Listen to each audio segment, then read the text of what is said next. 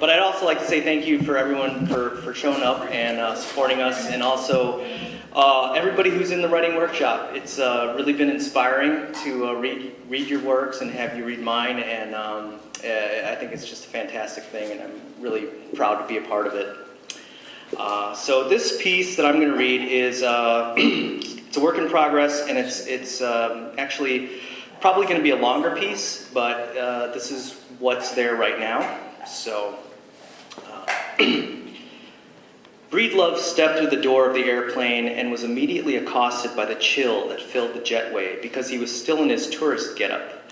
He wore flip-flops, baggy shorts, and relaxed fit Tommy Bahama camp shirt. He even had a straw fedora. His ruddy complexion, modest spare tire, and somewhat knocked knees filled in the rest. He looked like the perfect touriste américain. In fact, to the uninitiated, he was the perfect touriste américain. He blended right in with the rest of the passengers on the return flight from Cayenne, French Guiana. The night before, he was at a seaside restaurant dining on tapir fricassee, sipping tafia rum, and swapping travel yarns with Ken and Nancy Biederman from Davenport, Iowa. He was just another American on vacation, except that the rest of them were probably not returning home with $10,000 worth of illegally smuggled birds stashed in their luggage. 2 weeks earlier, Breedlove had been in New York to meet a man named Shake Tree about an assignment he neither wanted nor felt that he could turn down. The meeting had been set for 11 o'clock at the museum to finalize the details surrounding a job that had something to do with bringing a bunch of songbirds into the country to be used in an illegal gambling operation where two birds squared off against each other in a singing contest. The action was set on which bird could sing the most songs the fastest. Breedlove didn't get it at all, but he also didn't get why people bet on dogfighting either. Everything about that racket sickened him. This probably wasn't any better. Anything that began with animal trafficking certainly couldn't end well. He just had difficulty wrapping his head around the notion of a bunch of hard cases grooming tiny birds like they were racehorses. But he did understand their motivation. It was all about the money and pride. In some elite underground circles, the action could swing upwards of $50,000 per contest, he was told. The majority of birds used for these competitions were finches, primarily those found in South America.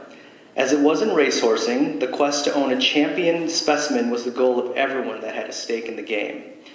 A well-trained bird with a good pedigree and a winning record could fetch anywhere from $500 to $5,000.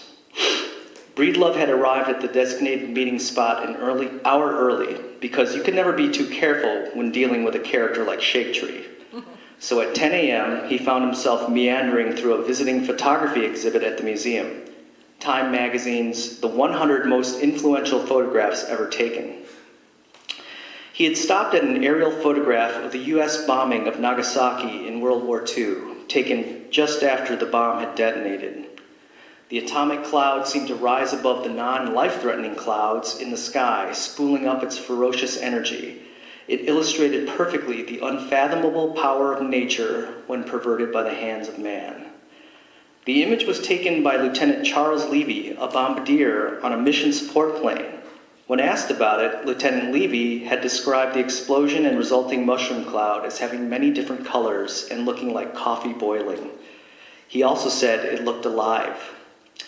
As Breedlove stared deeper into the photo, he thought it did appear to be alive. Even trapped in the innate stillness of the photograph, the massive cloud seemed to evolve the more he stared at it. It presented like a living thing, like a bird ascending, or a man walking. It exhibits the movements unique to its body. It doesn't have limbs or digits. It is just a looming stalk, but what is growing out of that stalk looks like a brain-shaped head, with a face roiling within it. Somewhere in the resolution of the eyes that form from the rolls and curls of billowing smoke, there is also a hint, a sadness, maybe even a remorse in the somber way they angle up. Breedlove himself felt a strange quiver in his gut. What the photograph truly captured and reminded him of was that the whirlwind of energy reactions that is propelling it upwards is also simultaneously decimating the earth below it and obliterating 80,000 people in a matter of seconds, hours, days, and ultimately years. Someone had approached and was standing quietly next to him, studying the picture. A-bomb, Shake Tree said. Blew the Japs to shit. Breedlove let out a sigh, and without turning to look at the man, said, Hello, John. John Shake Tree was a tightly wound man in his early 50s with a face like a worried pigeon that always looked like he was in discomfort, like he'd just swallowed a rock. He was neatly dressed, and his hair was plastered tight to his skull with pomade. It was hard to calibrate his emotions because he rarely smiled and talked in a rapid, clipped meter that made you feel most unnerved whenever you were in his presence. Okay, everything is set. Your tickets, hotel, contact numbers, everything is ready to go. It's in the usual place, said Shake Tree, and nonchalantly slipped a small bus station locker key into Breedlove's jacket pocket. Let's take a walk, Shake Tree suggested.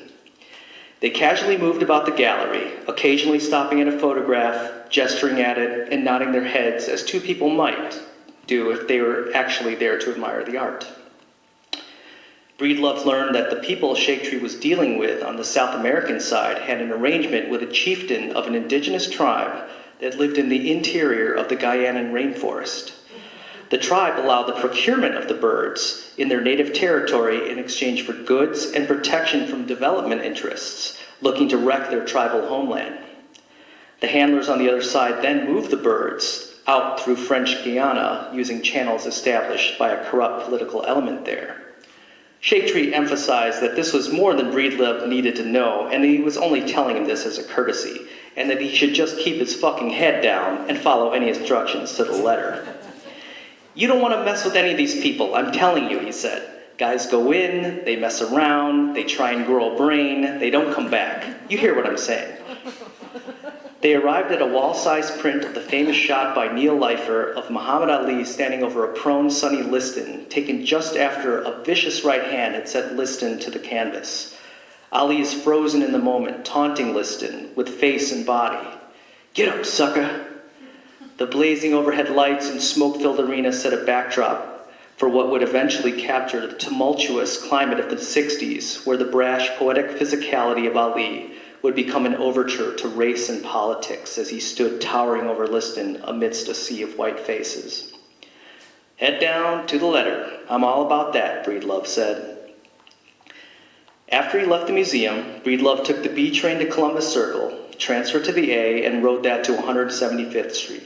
From there, it was a quick walk to the Greyhound bus station. He found locker number 1024 and used the key Shake Tree had given him earlier. The locker contained a single, nondescript black canvas backpack. He removed it and walked back to the train. Back at his hotel room, he sifted through a series of envelopes, a notebook full of instructions, photographs, and an earmarked copy of the Collins Field Guide to Birds of South America, Passerines. Of particular interest was a handwritten note, complete with detailed illustrations, explaining how to prepare the smuggled birds for travel. The average finch will fit neatly into a plastic hair roller that was then wrapped in nylon pantyhose and taped off to prevent them from squirming out the ends. The thought of being bound in a container narrower than your natural body circumference for over 15 hours made Breedlove cringe. The abject cruelty involved was almost too much for him to reckon with, and he hoped that it would all be worth it in the end. He departed for French Guiana the following Friday. Once he landed in Cayenne, he breezed through customs there, made contact with the handlers, and successfully secured the handoff. He was surprised by how smoothly everything had gone. He spent the majority of the weekend as though he really was on vacation. The night before he was to fly back to the States, he finalized stowing the birds away for travel and followed the instructions he was provided, to the letter, as he had promised. There was, however, one step he found tedious but decidedly merciful.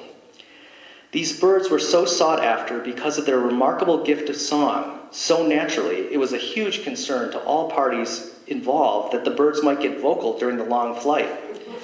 As it turns out, it was a common practice for smugglers to dose the birds with a sedative before they were packed away to keep them drowsy during the flight.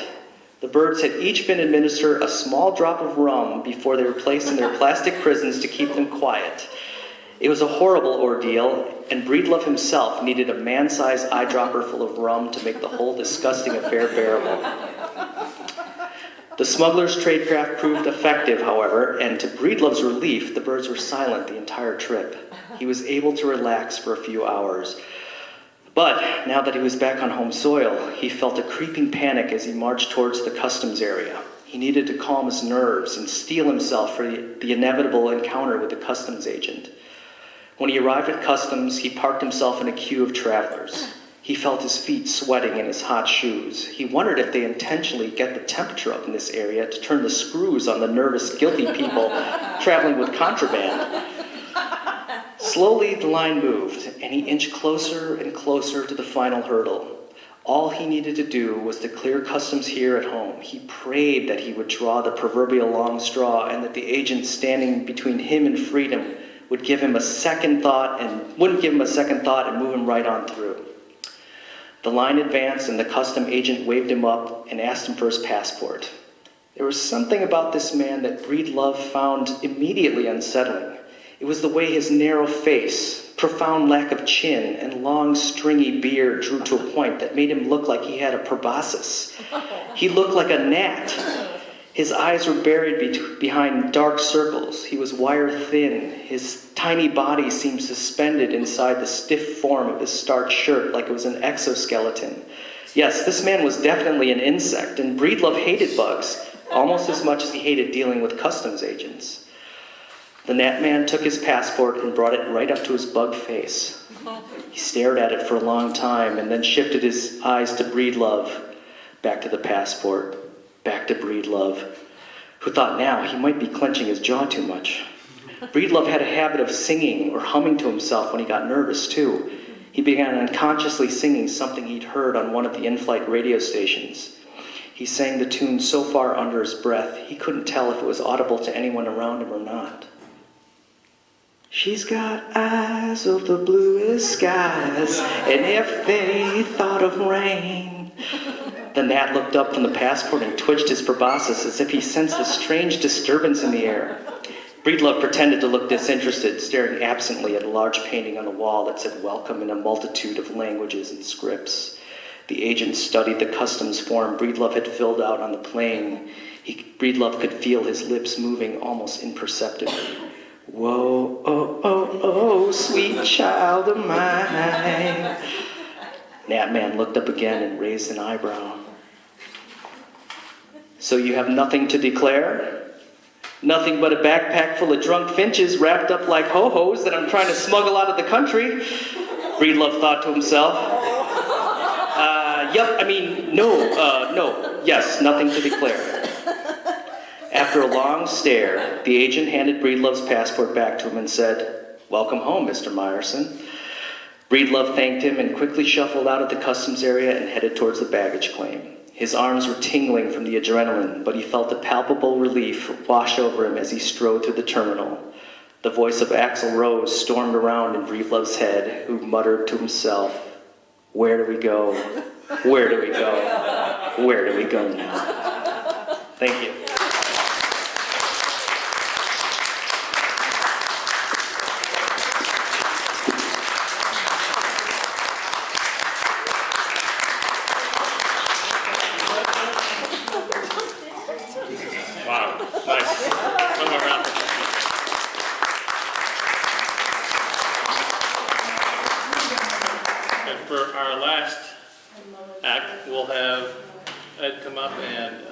Another song. Thank you again for coming. I really appreciate the support that you gave us today, especially in this really bad weather. And hope you have a good ride home and safe ride home. Thank you.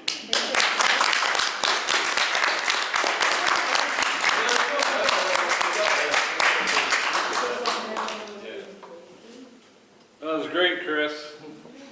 Well, so in the canon of American literature, there'll be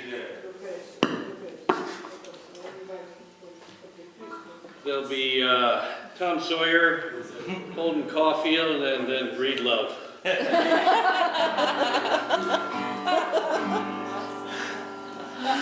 You really should submit that to Atlantic or Vogue. That's better than any short story I've read in there lately. No, I'm serious.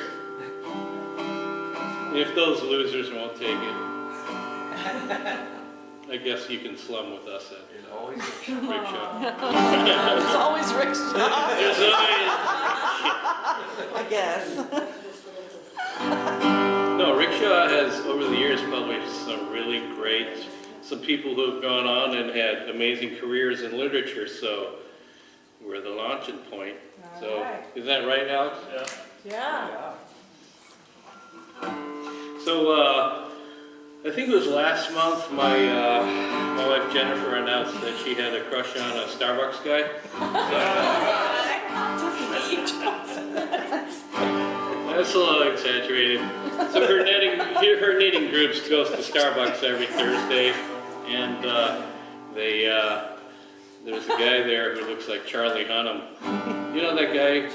Anyone know who he is? Charlie Hunnam? No one does anymore. We but should have had a big projection of it yeah, behind you. Hindsight. yeah.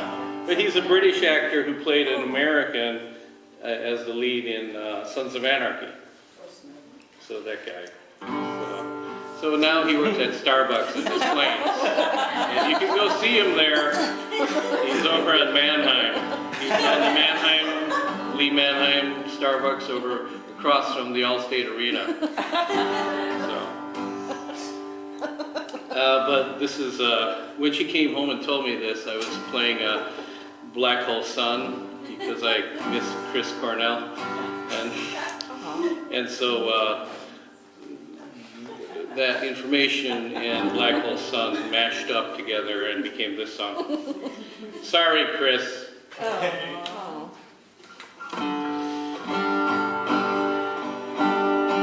In her eyes, Starbucks guy, he looks just like Charlie Hunnam. High he sighs and coyly smiles as he stares into her eyes. Flustered heart, she stammers out, venti mocha frappuccino. He strokes her hand and then her card as she gasps, clutching her heart.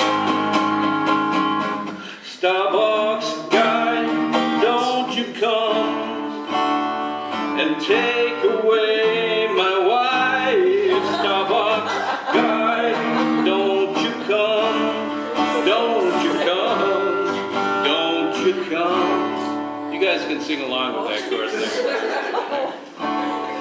Every week, rain or shine, my wife's friends, they queue in line. At the box, they knit and laugh, while Charles shakes his head. Someday soon, I know for sure, he'll be knocking on my door. When I'm out of town for work, he will show up like a jerk. Here we go. Starbucks guy, don't you come and take away my wife. Starbucks guy, don't you come, don't you come, don't you come. Don't worry, there's just one more verse. Say hello to Uncle Chuck. She'll tell my son who'll be awestruck. Hello, Chuck. He'll shyly say to his new dad on that day. Starbucks guy, don't you come and take away my wife. Starbucks guy, don't you come, don't you come. Starbucks guy, one more time, don't you come and take away my wife. Starbucks guy, don't you come, don't you come. More than Thank you, guys. Thanks, everyone, for coming. I want to say that it's been such an honor being helping to lead this workshop because you guys have become such amazing writers. Every one of you. It's amazing how far you guys have come along and how far you pushed it. You guys are writing literature now, new American literature, and you're going to be famous. So thank you guys.